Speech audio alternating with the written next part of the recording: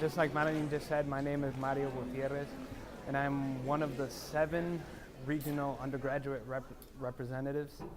I'm really excited to be here with you guys in this very special moment for Western Michigan University. And I just want to say SHPE is a really unique organization that it has a focus of empowering the Hispanic community to realize its fullest potential in the STEM fields, and we do this through a lot of offering the students, our members, a lot of opportunities, a lot of different developmental workshops and opportunities. So although you guys have already been accepted by the national organization as an official chapter, I'd like to give my warm welcome to you to the SHPE Familia, as we call it. So just a round of applause for you guys. And like I was saying, SHPE is divided into 7 regions throughout the nation. And we in Michigan are located in Region 6. And Region 6, if you still don't know, which I didn't know my first year of being involved with SHPE, consists of the states of Minnesota, Iowa, Wisconsin, Indiana, Illinois, Missouri, Kentucky, Ohio, and of course Michigan. So we have chapters spread all around the region, and of course all the regions have different chapters. So like I said, some of the stuff that SHPE offers to the membership is a lot of developmental opportunities, such as access to some of the best national conferences that I've been to. This last one, I know some of you participated in the National Detroit Conference that was back in November. And that was, in my opinion, has been one of the best national conferences I've ever attended to. Throughout my entire undergrad career, I've been a member of SHPE, and I owe a lot of my success to my involvement with SHPE by offering me leadership positions and initiatives that help me develop beyond my academics. And at the same time, you know, you have your SHPE Familia, like you guys are a good group, and you know, you have your group, you do your academics with, you hang out, and it's a really good source of support. So of course there's a lot of professional development, especially at these conferences. You can attend different workshops that help you develop and prepare you for whether you want to go to graduate school or work in industry once you're done. So I'm looking forward to seeing all you guys at future national events. I know I'm going to continue being involved with it upon my graduation. And you guys probably don't know, but every region has their own chant. And yep, every region has their own chant. And so I'll be the one that'll introduce you guys to the Region 6 chant. They're actually quite simple, but they get very intense because every region's competitive with each other. But our Region 6 chant is, usually the presenter or one person says, "Who is this?" And then everyone replies, "Region 6." And we do that a couple times, so. Yeah. Region 6. Who's this? Region 6. Region 6. All right. So with that, thank you guys. All right, now, any questions you guys have about the national affairs? Have any questions? So, Manuel, what kind of support we expect from national or from regional? Okay, well, I'm the undergraduate representative, and then there's also another person who, similar position to mine, who's a graduate representative. And we focus on helping, of course, me, the undergraduates, and then the graduate with the graduate students. And what we, as the representatives, what we do is we try to hold all the chapters within the region kind of on the same page, keeping them on the same page, and maintaining that communication between chapters for if we want to do like a joint event or something, we aid that communication. and also in a lot of the support that we offer for the regional conference that's going to come up in 2 weeks, as Melon has mentioned, in Minnesota. A lot of what we do is there's stronger chapters within the region, and of course there's newer chapters that sometimes tend to be weak. So we offer a lot of support in terms of helping the younger chapters and the weaker chapters see where we can find areas of improvement and how we can strengthen them. And what do you recommend to us? I mean, we're off to a good start. We had a good year with a lot of activities, conference attendance, and it became official. But what do you suggest as we move forward, maybe with the next academic year and so on? What can we do to obviously not lose momentum? Yeah, well, no, there's a lot of things you can do, and something that I've already seen, and it's excellent. You guys are keeping pretty much a solid group. You're not separating between undergrads and graduates, and that's really good. And that is kind of a support system. So a lot of times the undergraduates look up to the graduate students, and just having that support system is good. What I advise is, when you guys begin doing your engineering work and everything, sometimes it gets difficult to maintain your extracurricular activities. And just really having that reliability with your teammates, your board members, and your fellow members, just keeping each other accountable, keeping each other, like someone meant before earlier today mentioned walk the walk and talk the talk, or talk the talk and walk the walk. And that's just something, if you guys are setting goals at the beginning of the year, make sure they're carried out. And, from the very beginning of the year, set out those goals. And you may not exactly get to them at the end, but you're progressively working towards them. And that's another thing that we at the regional representative level can help you guys in terms of forming a strategic plan for your chapter, because every chapter is going to have a different plan. And that's the type of things that I recommend. What about funding opportunities through the national chapter? I know there's some SHPE Foundation. Yeah, there's a lot. Well, SHPE Foundation offers a lot of help in terms of scholarships, and one of the recent problems, a progressive problem that we have, is that every year there's a lot of funding, there's a lot of scholarships available, but people just don't apply to them. And it's a really, really easy application. It's very generic. You can fill one application, and then depending on what you fill out, like say there's a scholarship for only guys, if you say you're a male, then you're automatically signed up for that scholarship. And a lot of these scholarships don't go directly to your school, they go directly to you, which means that you can use them for books or whatever. You don't necessarily need to use them for tuition.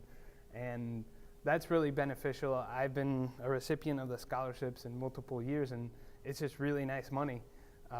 Sometimes you get within $2,000, $3,000, sometimes $500, but it's always really good money. And right now, as of last year, I think we had about 13% of the membership applied, so not a lot. But that's always money that's there. And I know we're always partnering up with different initiatives, like NAVSE, the United States Navy. They wanted to have an initiative where we try to promote the STEM fields in the youth, and SHPE has a program called Noche de Ciencias, which is during the year. It's an event that we hold with high school kids generally, but usually middle school kids are involved too. But we go and have workshops with the children, and we try to promote and encourage them to follow up with STEM fields. And then also we have workshops for their parents to educate them about the benefits of college, and also educate them about financial aid and let them know that it's there. So NAVSE found out that we were doing this, and then they wanted to encourage it, and they said, we're going to give you guys a specific amount of funding if you guys hold these many Noche de Ciencias throughout the year. And that's been something that's been really catalyzed the past year. So there's funding everywhere. You guys just say we're going to host a Noche de Ciencias, and you get a pretty good money and support so you can hold them. guess it doesn't have to be a noche de ciencia like my chapter. We do it Dia de Ciencias because it works better for us when people come out of church at 1 o'clock on Sunday. Yeah. We can wrap everybody. So Yeah. as long as we try to get as many people as possible. Like the last one we did it actually it was on a Saturday in the morning. For we took them to the Cincinnati Museum of Natural History. So they taught the kids like science experiment in the museum and all that. So it was fun. Mhm. It doesn't have to be at night. Yeah.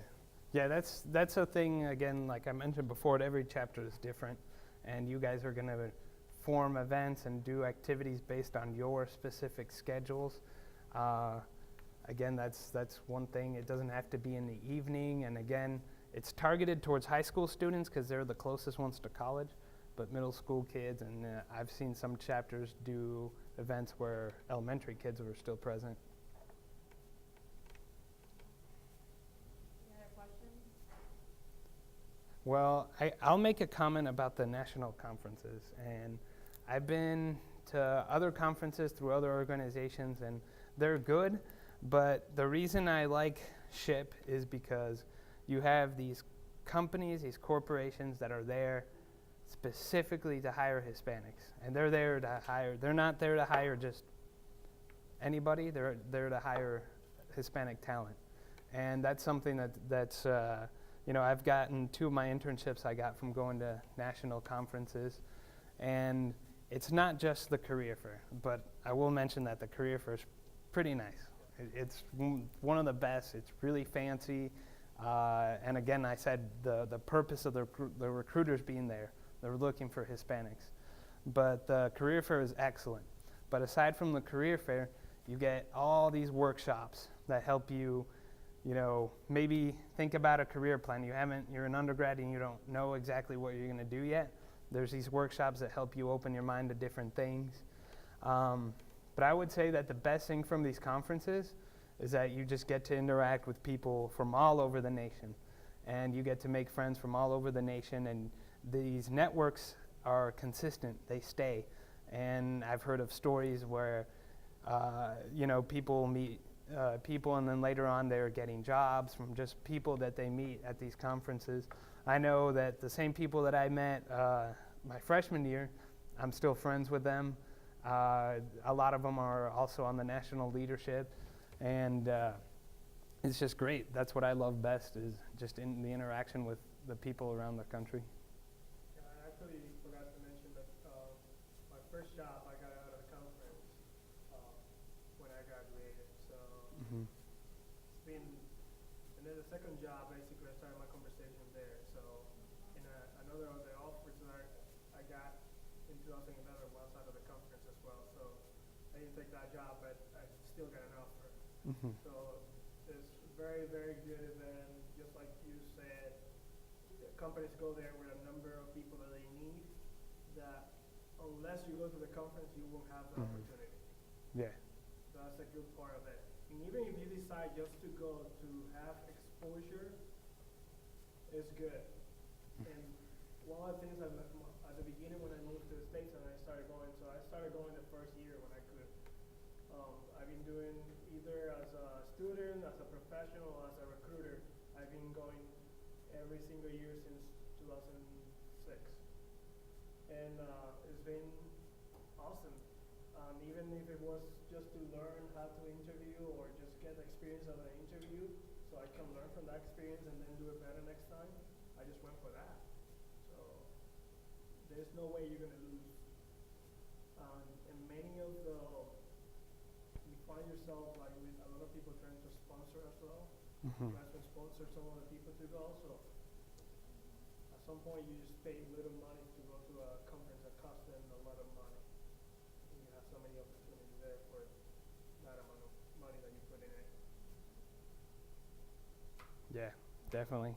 They're great, and usually a couple months or weeks before the actual conference, there's things you guys can apply to, and these will fund your entire trip to the conference. So there's a lot of help out there. I think another recommendation, if you decide to go, don't wait until the last minute. For instance, in my case, I've been doing it 2 years for the company. I I go a month before, I download all the resumes I need. I don't go check anymore the resume database until I get to the conference. So if you get it last minute, I probably will get you in that list. I got like just that, my team of 10 people, and we just go download the resumes for the people that we're looking for. And then from there, we schedule a lot of the interviews way before we get to the conference. So that's why we get there before like Wednesday night, and then Thursday we all book, Friday we all book, and then Saturdays when we have some windows to get people that are just there at the conference. So the sooner the better. If you don't do it early, at least try to go to the workshops and meet people there, because that's usually where the companies get the people from, and then just go interview them. And another thing is, if you're an international student, I know it's tough, especially I came to stay as an international student, and it was tough because we get a lot of no. You just need to make sure you find out who are the companies that sponsor, and I would recommend that you focus on those companies. And there's a lot of companies. This past year, what was it, like over 200? Yeah, Yeah. usually like 200, Fortune 500 companies. Yeah, there's a lot. Even a career fair here, Mm-hmm. one time in the college, they saw on my resume that I was part of chef here. And they said, oh, we always go to, I think it was Parker kind of thing. They were saying, oh yeah, we always go to conference to hire people, and we love going to the annual. It's like, oh. And the first thing they said out of my resume. Mm-hmm. Yeah. So out of a show of hands, how many of you guys are going to go to the Minnesota?